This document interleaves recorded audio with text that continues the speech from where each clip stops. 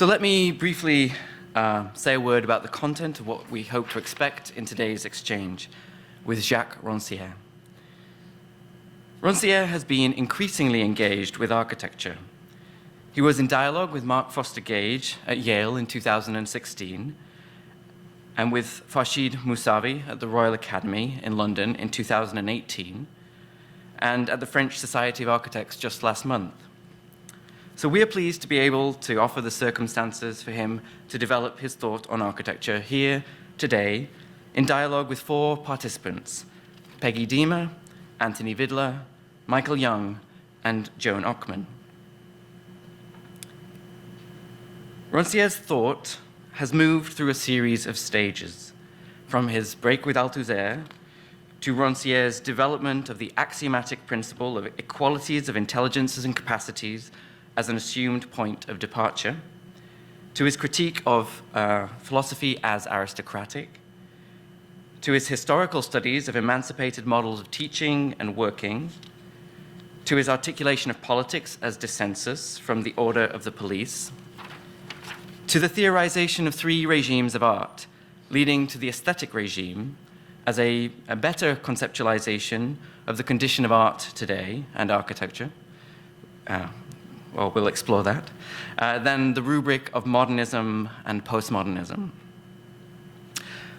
This trajectory led him to make increasingly vital interventions in a range of art discourses such as literature, painting, film, and theater, and we hope today to help him map out how architecture might fit within his thought alongside or in difference to these other arts. In doing so, we will question whether architecture might transform Ranciere's understanding of aesthetics, or whether in turn Ranciere's work might fundamentally challenge key assumptions underlying architecture. We will address some of the following questions. How is architecture different from other arts? How does architecture's unique relationship between design and use distinguish it from other arts? In the same way that art today is defined, as Ranciere tells us, by the very question, what is art? Is architecture today defined by this question, what is architecture?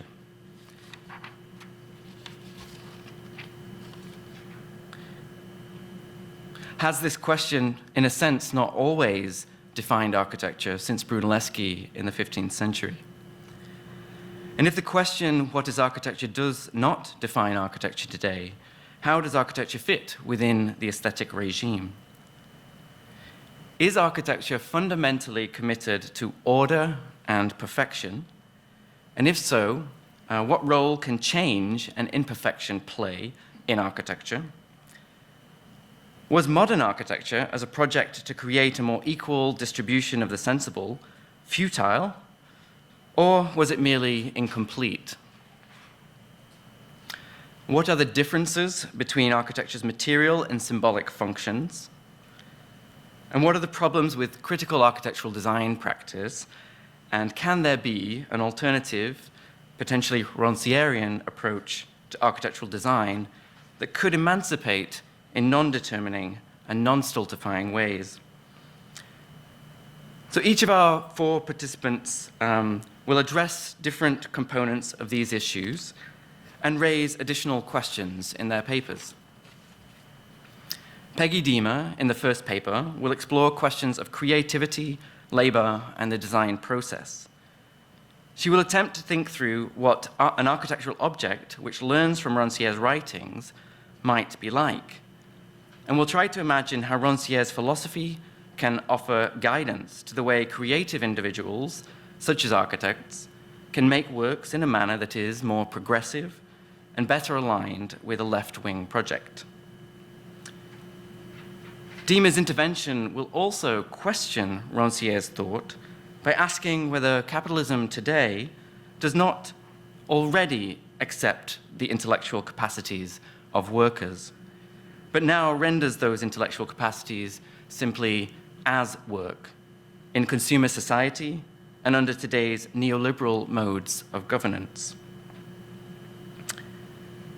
Anthony Vidler, in the second paper, will explore architecture's utopian dreams and whether such dreams can become material realities or whether they are precisely dreams, though powerful as such. Indeed, the historical break of Ranciere's aesthetic regime maps to the way that architectural historians have often seen the period between Boulez and Ledoux on the one hand, and Durand and the Polytechnique on the other. And indeed, the anxieties of a hinge figure like Piranesi have always marked something like a break in the aesthetic regime.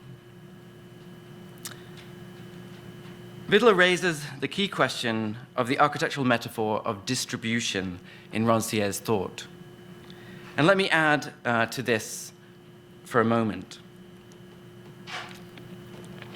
Distributio was one of Vitruvius's 8 design concepts, sometimes translated as allocation or economy, referring to the appropriate sharing out of materials, resources, and spaces.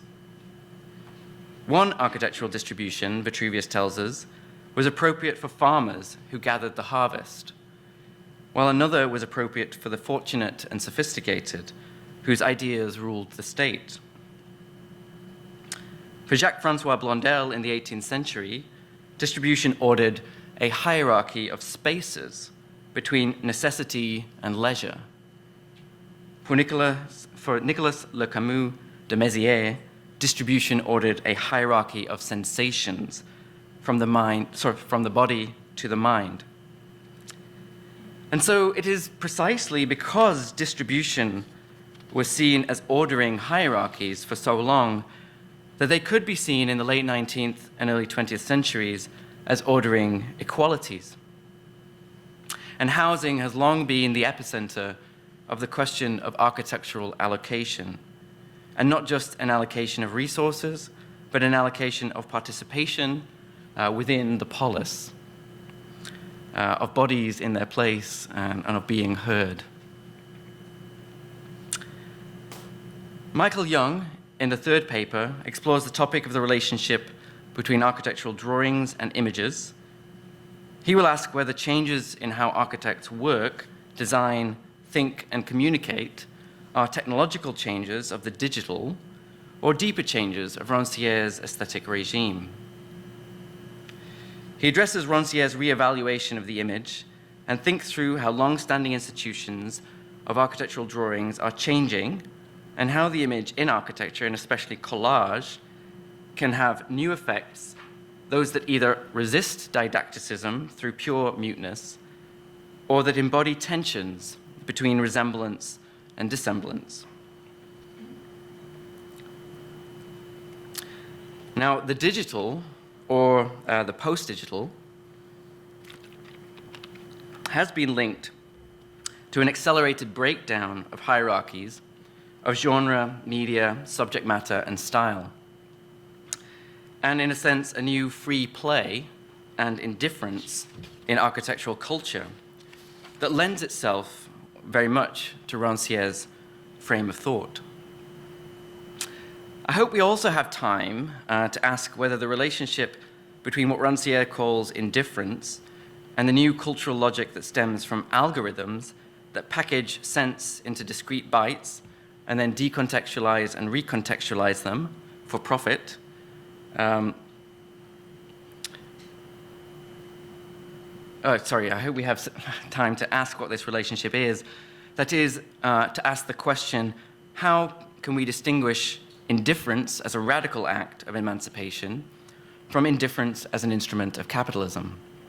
And so these images were all just taken from my own Instagram feed. In effect, I want to ask the question of how does the indifference of a social media feed relate to what Shoshana Zuboff calls surveillance capitalism? And how does Ranciere respond to this new logic in which humans are permitted equal intelligence because power increasingly operates through the asymmetries, not of human intelligence, but of machine intelligence? And Joan Ockman, in the fourth and final paper, will explore questions of type, diagrams, and design as a form of allegory and even philosophy.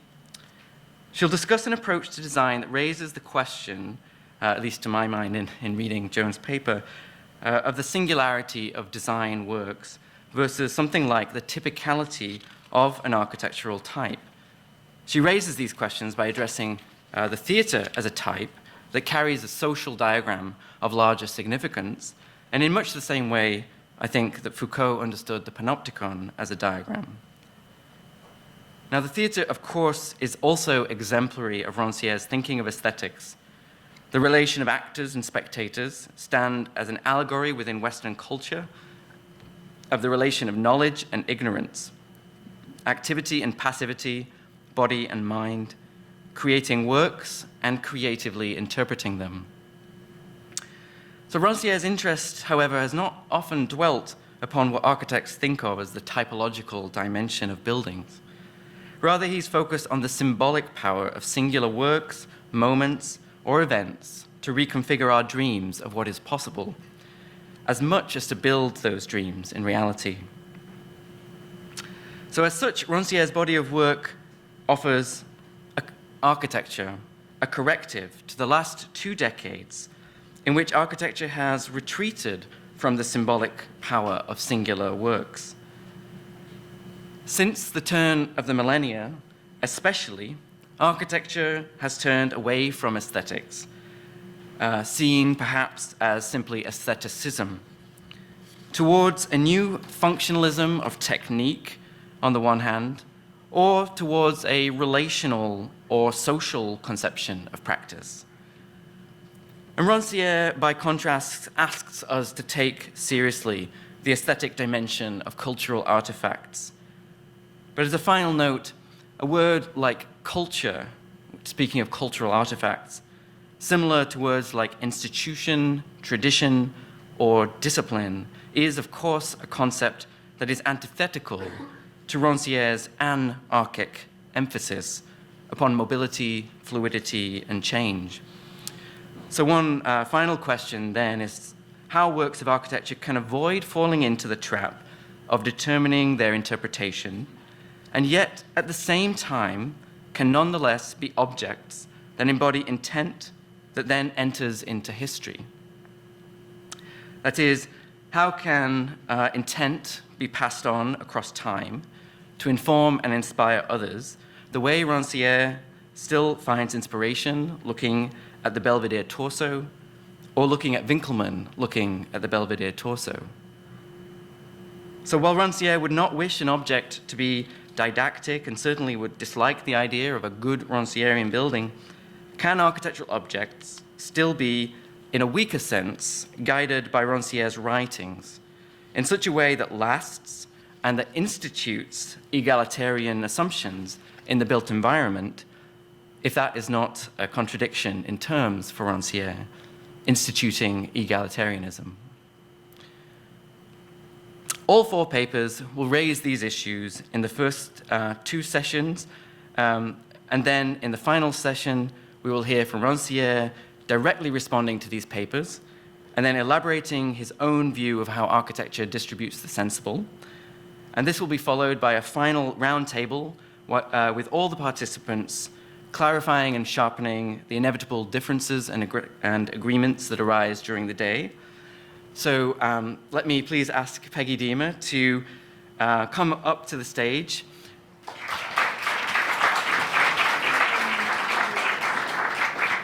Thank you very much to Joseph for creating this occasion. It's been a real opportunity for me to think through a lot of things, not just from reading more of Jacques Ranciere's work than I had before, but also my own work on architecture labor and trying to think about where those 2 modes of thinking come together and where they fall apart. So it's been really fabulous to have this opportunity. But I also want to thank my other co-writers for thinking through an issue and sharing those ideas. This is a great opportunity. I just do want to say, I'm hoping that those of you in the audience know that we have read each other's papers and we have read Jacques Ranciere's initial response to ours. So it's hard not to think about the reading of our papers as already defending or negotiating those differences. But I will just say one thing before I start mine. I don't think of this as a paper about creativity. So just to start there. And I really do see it as a paper about subjectivity. And I want to kind of foreground that it's a paper about subjectivity more than it's about objects, even though we will talk about objects. And I look forward to the discussion later when we talk about different objects that we think maybe demonstrate the distribution of the sensible. Anyway, so with that kind of defensive beginning, I believe that I have performed the fool's errand in searching for an architectural artifact that satisfies Ranciere's distribution of the sensible. Both the emphasis on artifacts and, worse, a singular artifact is, I've learned, a trip down a rabbit's hole. But my reading of his thesis and my desire to add a 15th architectural scene to his 14 was too hard to resist. The depth with which lines, shadows, and surfaces are described in his thesis, the appreciation for movement, light, and the gaze that is displayed in all of his 14 scenes of his thesis, these were seductive invitations to an architect. While this trip has proved imprudent, its demonstration of an architect's way of thinking through Ranciere's says more perhaps about architecture than it does about the aesthetic regime. To start, certain framing assumptions should be articulated. The first, Ranciere believes in the design of architecture. Because he often describes the effect of architecture on citizens through their occupation of existing buildings and spaces, it's been said that Ranciere is not interested in design, only use and visual consumption. I don't agree with that assessment. The second, Ranciere does not, by interrogating design, intend architecture projects that on the one hand serve the part with no part merely through their socially sensitive programs. Indeed, the architectural aesthetic regime is not primarily about program. This is to say, the architectural project that might fit into this regime is not introduced into that regime because it has socially significant programs like refugee camps or homeless camps. That's not what the entree is. On the other hand, Ranciere does not intend apolitical explorations of mere formal virtuosity to be distributions of the sensible. That is, there has to be a political dimension. The third, architecture brings with it complications that film, literature, dance, and craft do not, and pretending otherwise isn't helpful. The fourth, Ranciere's emphasis on 19th century Romanticism, linked as that period was with the political struggle of emancipation, can and should find a parallel in today's context. And the fifth, that Ranciere's aesthetic regime, and hence its applicability to architecture, depends on the concept of work. With these assumptions, the rational task of looking at the three subjects implicated by an aesthetic inquiry, which is to say, the consumer on the one hand, the viewer, the user, the reader. I'm using the term consumer certainly because it says a polemical thing, but I'm really talking about how we would designate those people who don't make architecture but who digest it. Whose class is based on the work performed. And again, I'm trying to suggest that this subjectivity, the user, will be defined by their notion of work or their idea of work.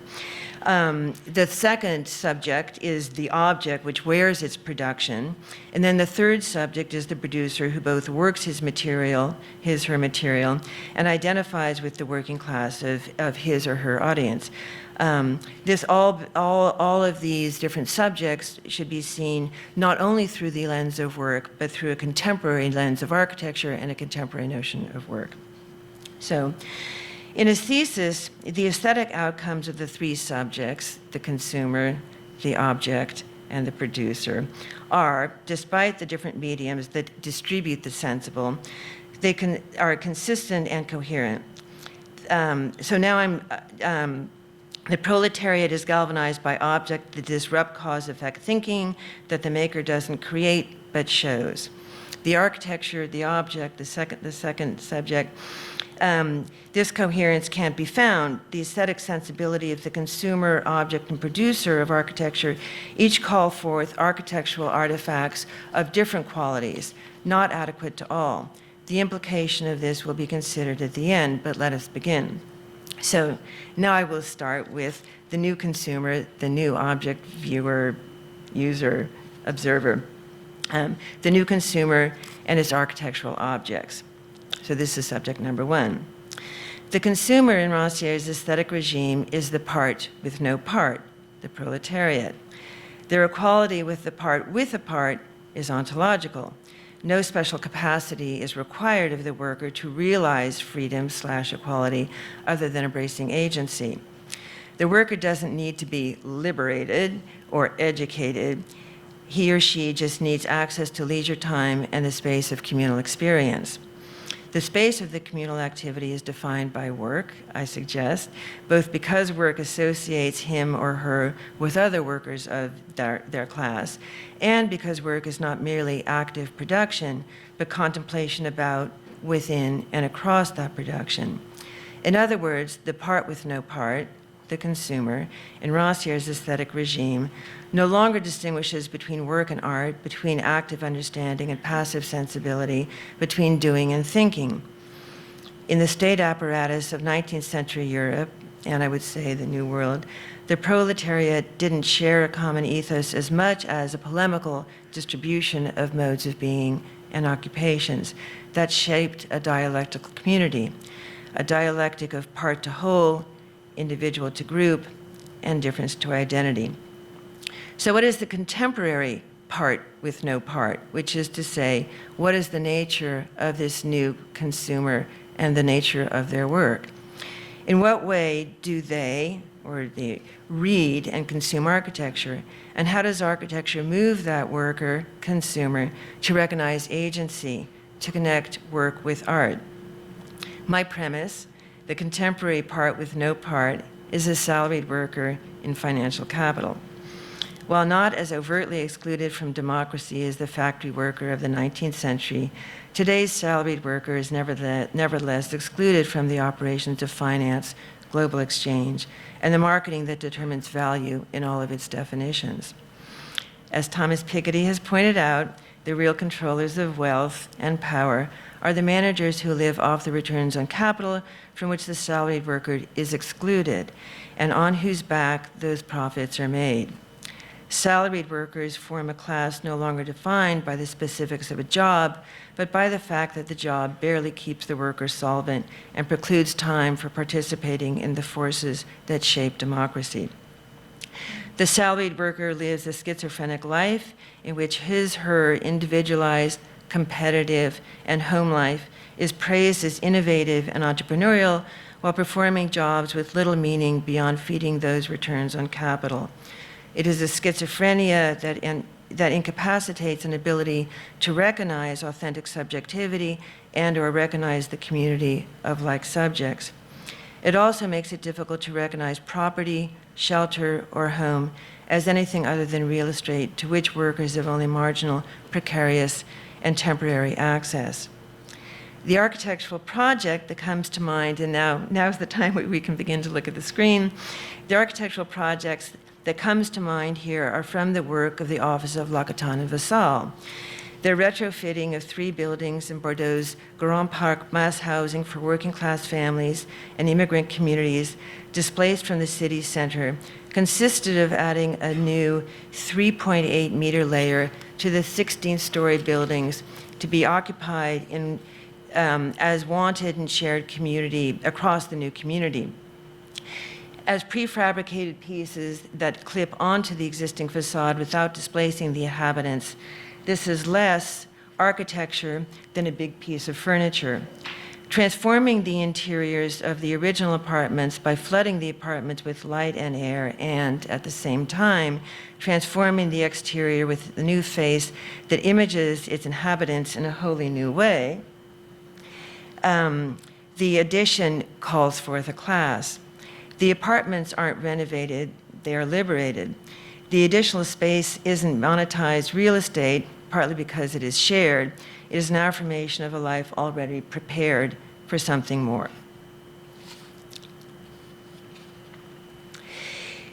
Likewise, at the Art Museum at Dunkirk, where L'Occitane and Vassal converted the derelict 1949 workshop in the port of Dunkirk into a new home for the archives of the Nord-Pas-de-Calais region, the architects chose to make minor renovations on the building, leaving it empty to host public events and house large-scale works. For the new exhibition program, they constructed a doppelganger building of identical dimensions alongside it, both a ghost of something that had not actually died and a dream of a new life. It is this reverie of a new public, one no longer conjured up by marine workers, but rather by the new salaried class.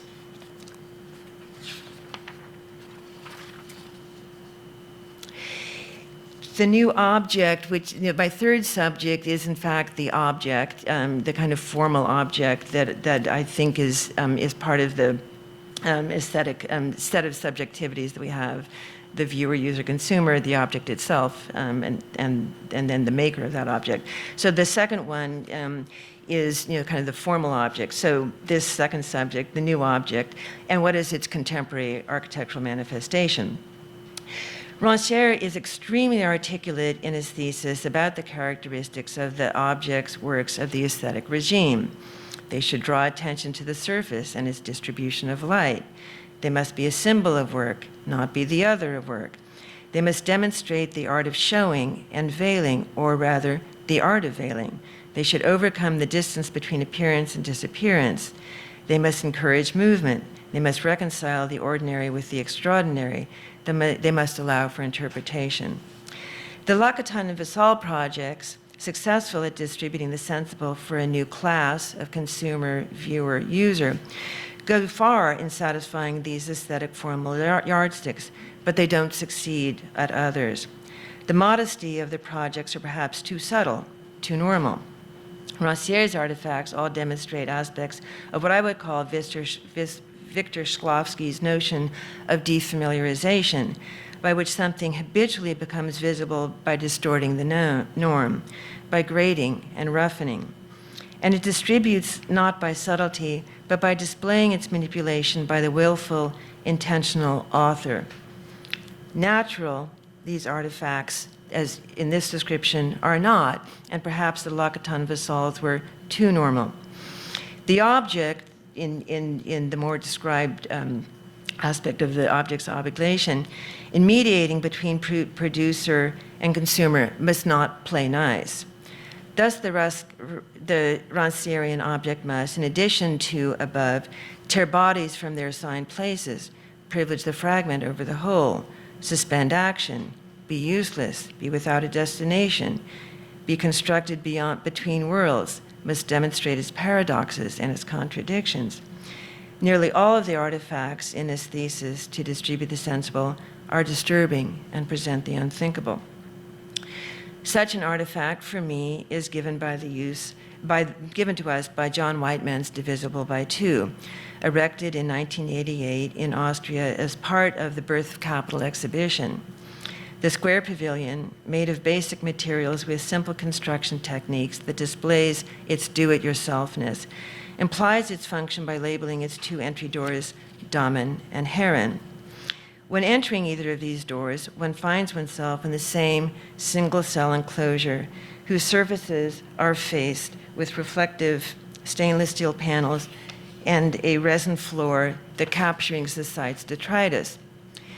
The interior mocks a false gender division and inverts a supposed move toward extreme privacy into a fraught togetherness, a new, not quite public, not quite private community. Simultaneously, this community is fractured and distorted by the reflective panels. The space itself and its occupants dissolve. Surface, theatricality, bodily displacement, defamiliarization, the inversion of private and public, the viewer as performer, the cross-relationship between building and image and world, it's here. Whiteman saw this building as a political experiment for his generation of citizens removed from power and categorized by cultural hegemony incorrectly. The fact that this was understood as political by the public, the community had called forth, is proved by the fact that the pavilion was mysteriously blown up by firebombs in the middle of the night a month after its erection. The third subject, the new producer and the architectural object that comes with the new maker, the new producer, my third subject. In his thesis, Ranciere is so bountiful with his descriptions of an artifact's distributive qualities, is stingy with regard to the qualities required of the artist-producer to be able to distribute the sensible. In many ways, this is logical. In his aesthetic regime, he wants to avoid any implication that the artist gives the viewer, reader, consumer anything. As he says, the poetry is in the worker before the poem arrives. This is not only a call for the humility on the part of the maker, but his position against creativity as a category. Be that as it may, Ranciere does offer this, quote, the author is both organized and organizer. He doesn't create, he shows. He constructs a community in possession of its own meaning. He shows that work is the, quote, the very form of the shared effectivity of thought and community. He treats the sensible facts like materials, constructing perception of a new sensible world. In Ranciere's more architecturally specific categorization of an architect capable of distributing the sensible, Ruskin and Behrens are evoked. The role of Behrens is slightly ambiguous. He used his design expertise for ordinary commodities and for the design of a factory. But Ruskin provides an example that goes straight to the essential for me, and I think as well as for Ranciere, the essential qualification of the maker. Avoid demanding too much perfection from or control over the constructor. Perfection is the trash of the bourgeoisie, and it creates a false division between artisan and artist. Ruskin's plea to architects to allow carvers of the Gothic cathedrals to experience their own artistry, even at the expense of failure and imperfection, is a socio-ethical position, and it assumes that the ethics of the architects towards the worker constructor passes through the hands of the constructor into the work, where those ethics become visible to the viewer consumer. As Ranciere writes, the liberation of the individual will leave its mark on works and objects produced by the decorative arts, and they transmit it to the spectator or consumer. It is here that Whiteman's divisible by two fails. Its do-it-yourselfness implies a direct making that doesn't represent the true conditions of contemporary architectural production. Architects aren't constructors, and design is not produced, architects aren't constructors, and design is produced by a team. The design, bid, build, procurement process that allows the owner to choose, usually the cheapest builder, with little input from the architect, renders the Ruskinian scenario of the artist dealing directly with the carvers historically quaint, as does the idea of the constructor as artisan. Any gloss over this reality, one that I feel phenomenologists and object-oriented ontologists make, is romantic obfuscation. Given this, any Rancierian discussion of the architect as worker capable of distributing the sensible today must deal with the hierarchical division of labor that places the architect within the context of the office structure and his or her contractual relationships with consultants, contractors, and owners. It also has to address the role that technology plays in architectural production.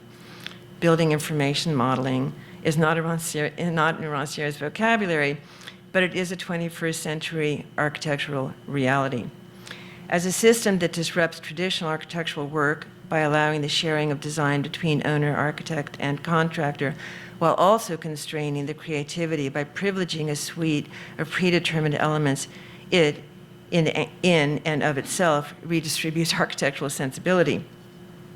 But what kind of project displays the Ruskinian idea of the architect's willingness to be so dispersed and out of control?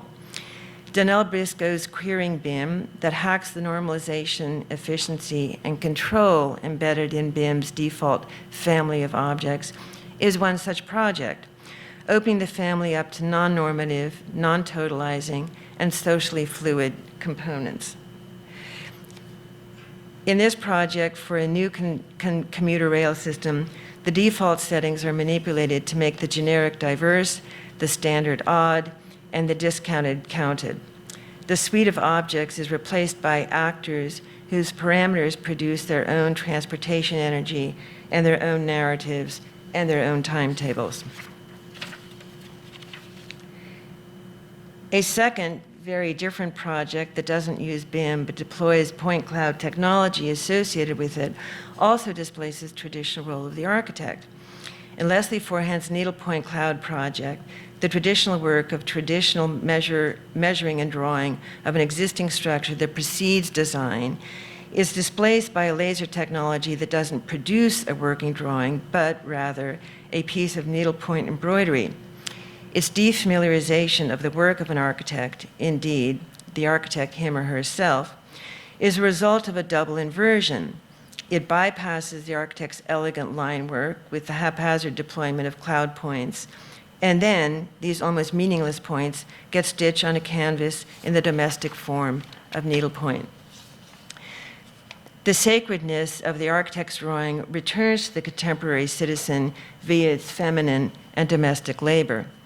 At the same time, because the needlepoint is itself produced by machine and not by hand, it bypasses the precision of the skilled embroider for the vagueness, imprecision, and unintentional operations of the machines. Of course, these examples, while distributing the sensible of the architect, are not adequate to calling forth the salary class for which the artifacts are obscure and esoteric. They fail in that regard. But they nevertheless put in crisis the presentation of the architect as auteur that inherently inhibits the ability to operate in the aesthetic regime. So my conclusion, the search for the artifact that could be the contemporary architectural example to complete and update aesthesis has failed. There is not a single kind of object that works for all three subjects. The examples thrown out here don't synthesize into a singular example, and they all point to a different aesthetic incapacity. But they nevertheless force a necessary examination of the role of aesthetics in a discipline that has used its supposed unique access to formal virtuosity to do exactly the opposite of what Ranciere's aesthetic regime advocates, which is a design embedded in the class struggle and attentive to its own productive labor.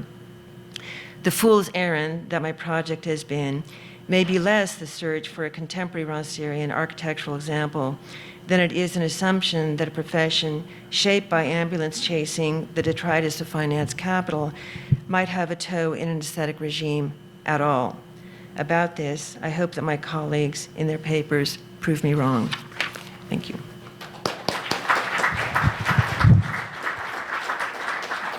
Thank you, Peggy. So now we hear from Anthony Vidler and his retitled presentation, Utopia Divided. Good afternoon, and thank you for inviting me. I'm only sorry I can't be with you this afternoon. I thought of maybe Skyping in from the Hermitage in St. Petersburg, but I felt that there might be some international interference on that.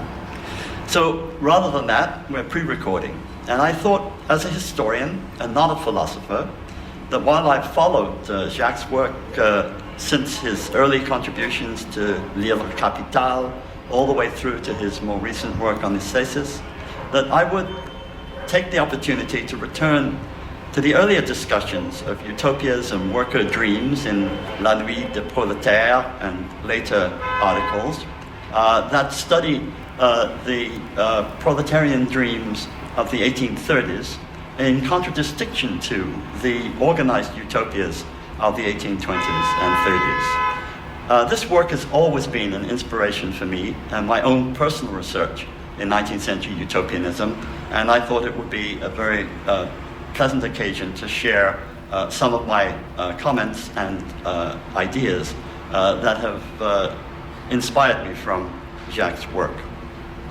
I start with two quotations. one by Ernst Renan in his History of the People of Israel. It's Fourier who describes his phalanstery with the precision of an architect or a surveyor. And the second quotation from a much later writer, the historian and philosopher of finitude, Raymond Rouillet.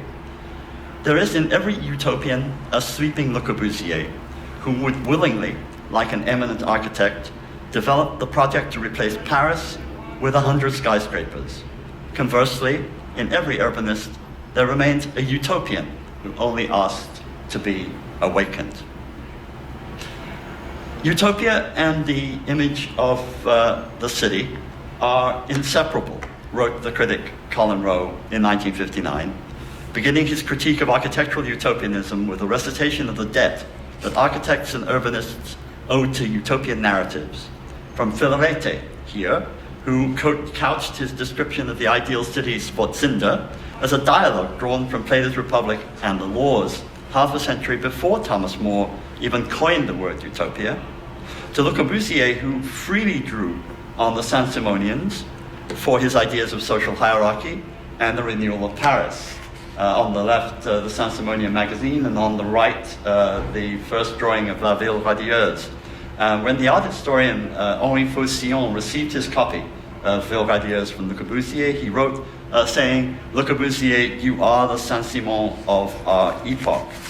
Le Corbusier also drew very heavily on Fourier for his ideas of an unité d'habitation. In fact, he read the work of Considerant on the idea of an architectonic society.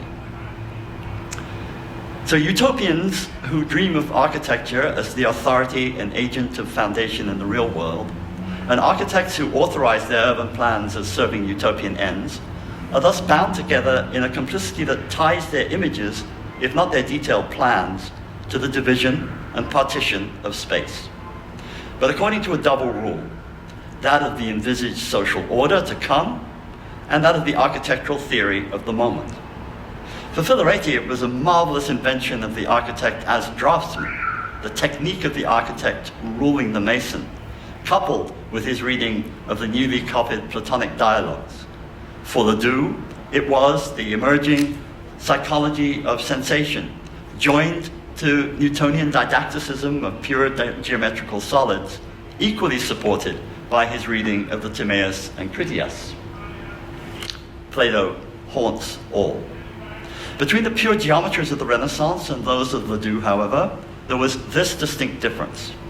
For Filarete, his geometries represented the harmony of the universe, supported by the Neoplatonism of Ficino.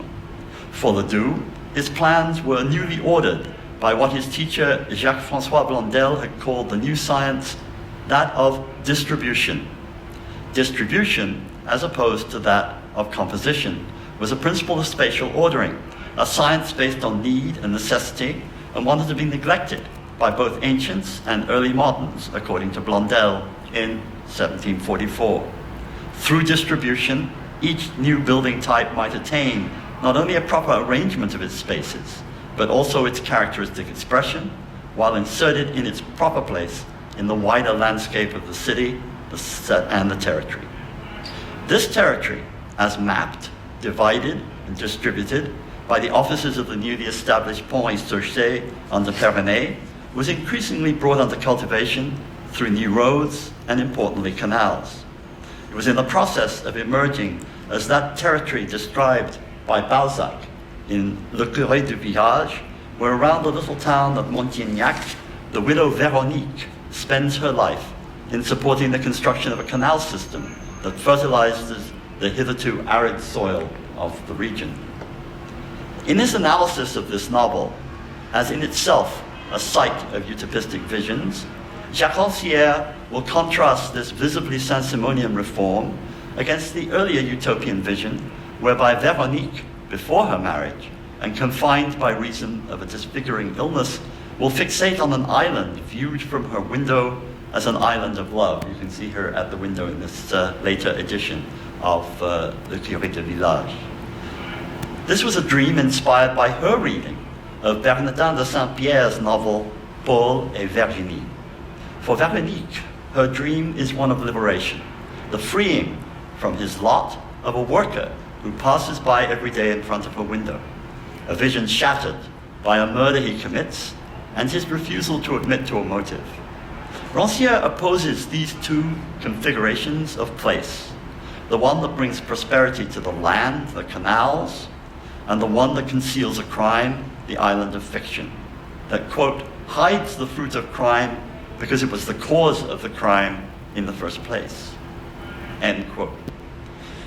There is here a contrast between the spaces of everyday life and what he calls the distribution of bodies in their place and their function, and the space of the book, in which spaces emerge as indeterminate, eminently reorganizable, in a, quote, system of relations between words and things, between the visible, the sayable, and the doable. In two decisive moves, Ranciere clears the way for a description of 19th century utopia that opens its reinscription as an object of desire and reciprocally as a site of resistance from the workers it solicits, its place, that is, in the regime of the sensible.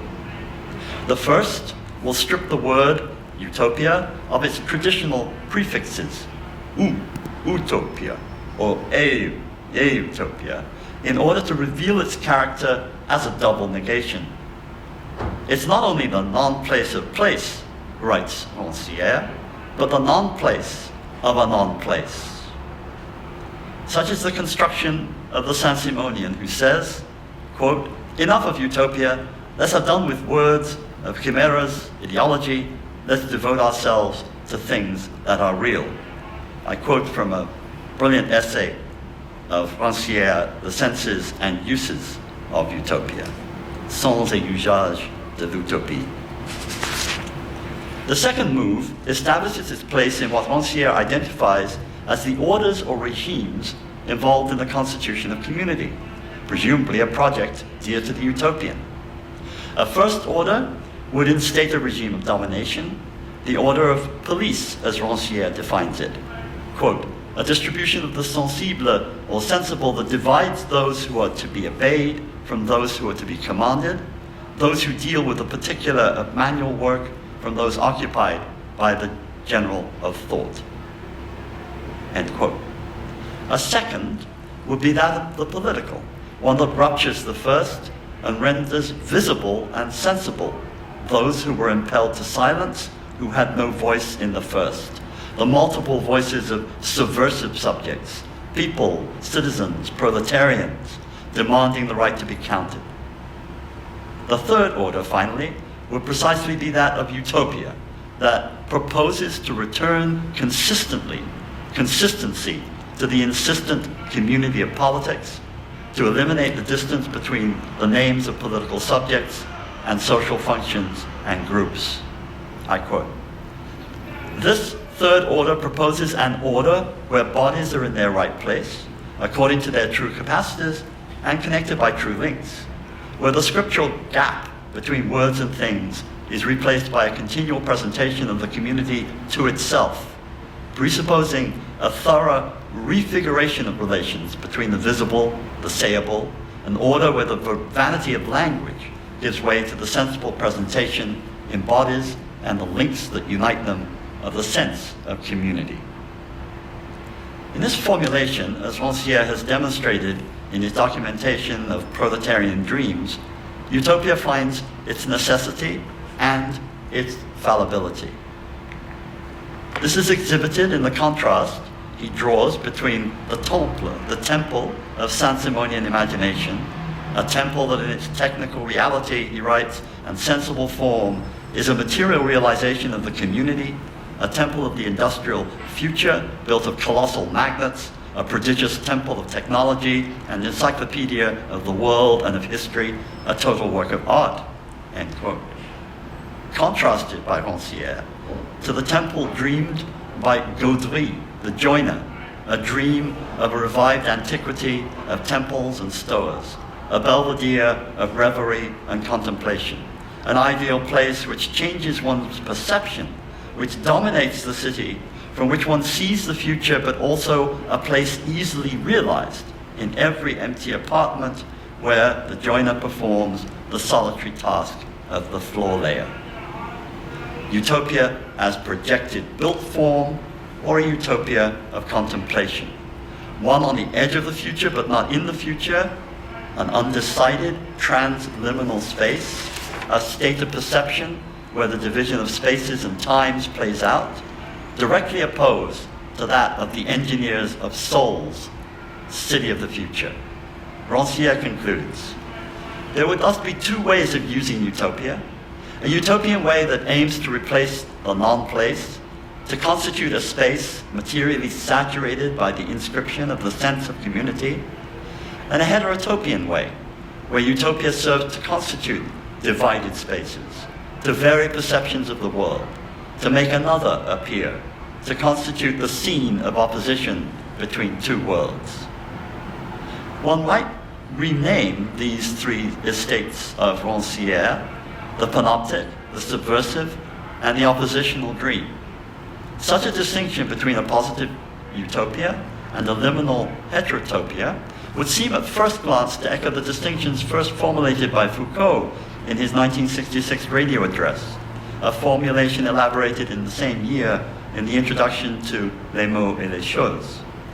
In his radio discourse, utopia was seen as a no place of dreams. Heterotopias, by contrast, were instated in real space, absolutely different from the zones within which one lives every day, but there were real enough counterspaces, localized utopias.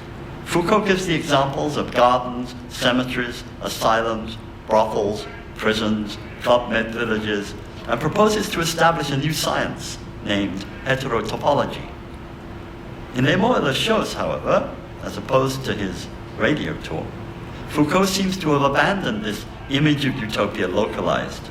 Here, for Foucault, utopias afford consolation, imagining untroubled regions.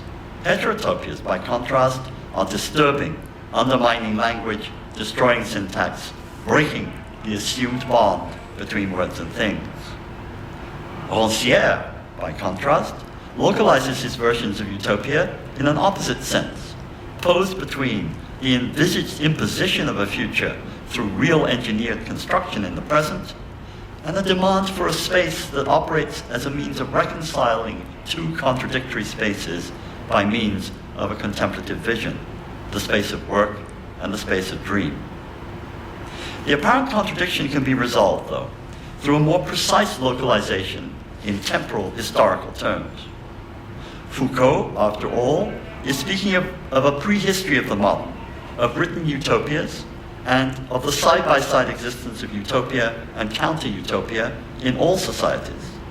Ranciere, by contrast, is concerned rather with that moment in history where, following the Enlightenment visions of progress, Diderot, Jacques, Duquesne, and the development of a theory of space joined to the psychological determinants of thought and the subject, La Maîtrise, Condorcet, there emerges in utopias, and even more importantly in architectural thought, the possibility of building utopia in the present.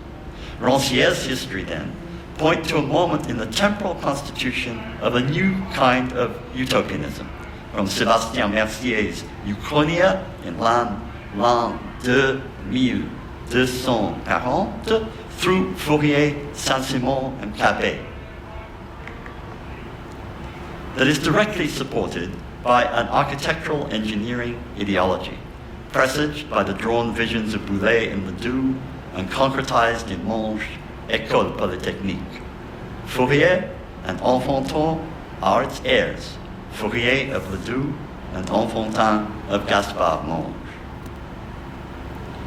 Writing in his notebooks, Fourier talks about how he's constructing his utopia. My aim is to prove to the reader that a man of taste could, on his own, perfect a general architecture to reverse the civilization that now seems exclusively based on an administrative regime as opposed to a passional regime. Having already, in 1808, drawn the grids of the cosmic vortex and laboriously depicted in his tourbillon, or place of association in its center, Fourier, sometime in 1815, set out to delineate the finer details of his invention.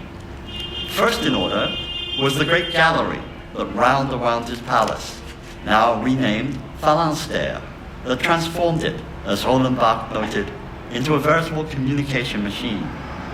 But the design problem was no longer that which faced the architects of the Palais Royal and its apartments.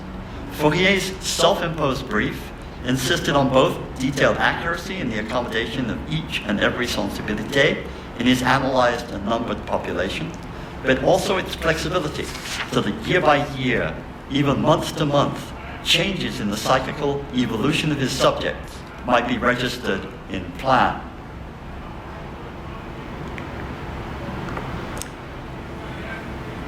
He draws over and over again, trying to get it right, the palace and its gallery, the dimensions of the buildings and land assigned to the series of the population that inhabits it, and says that the new question that arises is a question regarding the theory of distribution, which will need to be clarified in practice.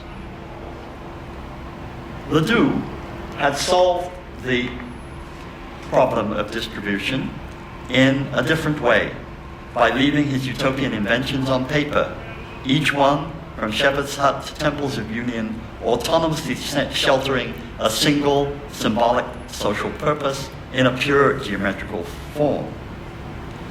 But Fourier was faced with another problem.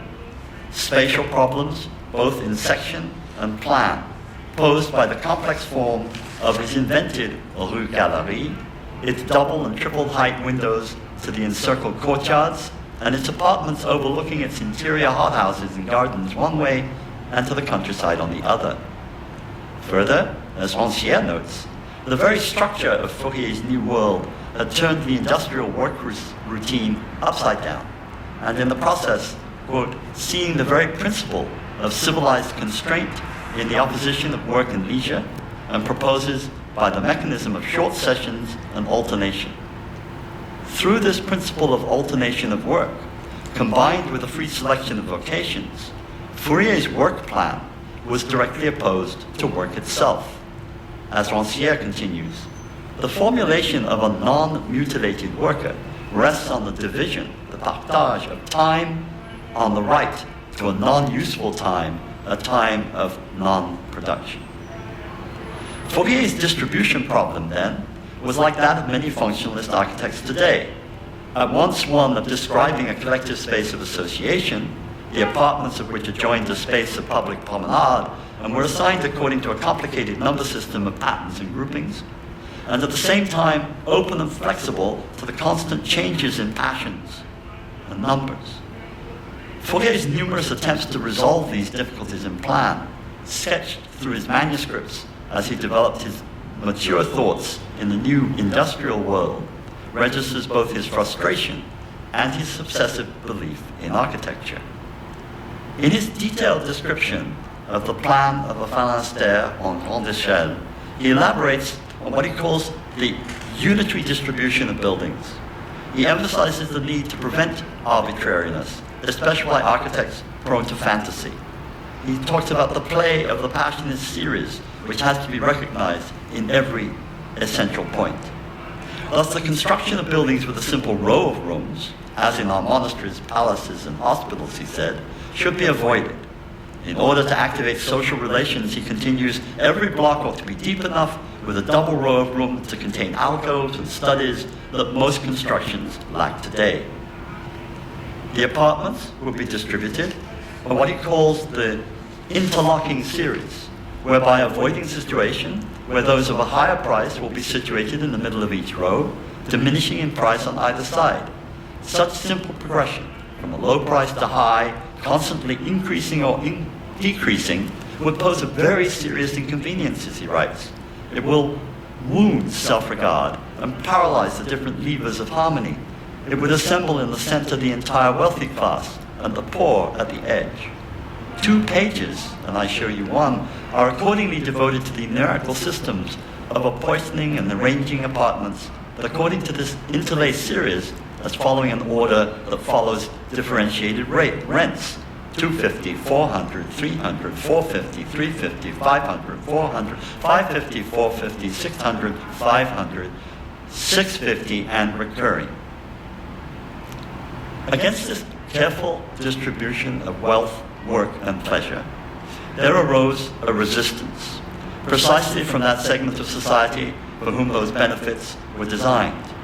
Ranciere cites Charles Noiret, a weaver from Rouen, who compares the phalanstère in its insistence on the dependency of the workers, inevitable in a community dominated by inequalities of wealth, to some Russian baronial estate or an American plantation. In this, Ranciere sees the dialogue between time, the demands of capitalist production, and space, carved out of work for the life of the worker. Here, worker thought disaggregates the utopic discourse and cuts it up. Le partage est bien opérant. Noro sees little more in the phalansterie, the palais social, than a company town, later to be realized in Godin's Familles d'hier, that even more than Fourier's project was to embrace the totality of the worker's life, work, leisure, family, and reproduction. Fourier, of course, was himself hardly a denizen of the reasonably well-off middle class. Indeed, he prided himself as a traveling salesman, a virtual Bartleby of the 1820s, of having triumphed over all the philosophers and scientists of history. It's a shop sergeant, a sergent de boutique, who is going to confound all the weighty tomes of political and moral wisdom. But tied, nevertheless, to a dream of architecture that divides, cuts up, and organizes the senses and the passions, and to the absolute refusal, the écart absolu of his contemporary world, his visions, like that of Véronique, is dedicated not to the erasure of division, but to its even more systematic installation. Which does not mean that the weavers, joiners, shoemakers, and other artisans in industrializing society of the 1800s were all opposed to its fiction. As Ranciere teases out in his readings, they were able in non-theoretical and permeable narratives to signal both desire for harmony and for its instantiation in the real time of their lives. As Désirée Verret, an early follower and supporter of Considerant, wrote to him for her long exile in Belgium towards the end of her life, l'utopie a été la mère des sciences exactes et, comme beaucoup de mères fécondes, elle a souvent produit des germes stériles ou trop faibles, étant nés avant le temps ou dans les mauvaises circonstances. Utopia has been the mother of the exact sciences, and as many fertile mothers, it has often produced sterile seeds or seeds too feeble, being born before their time, or in bad circumstances.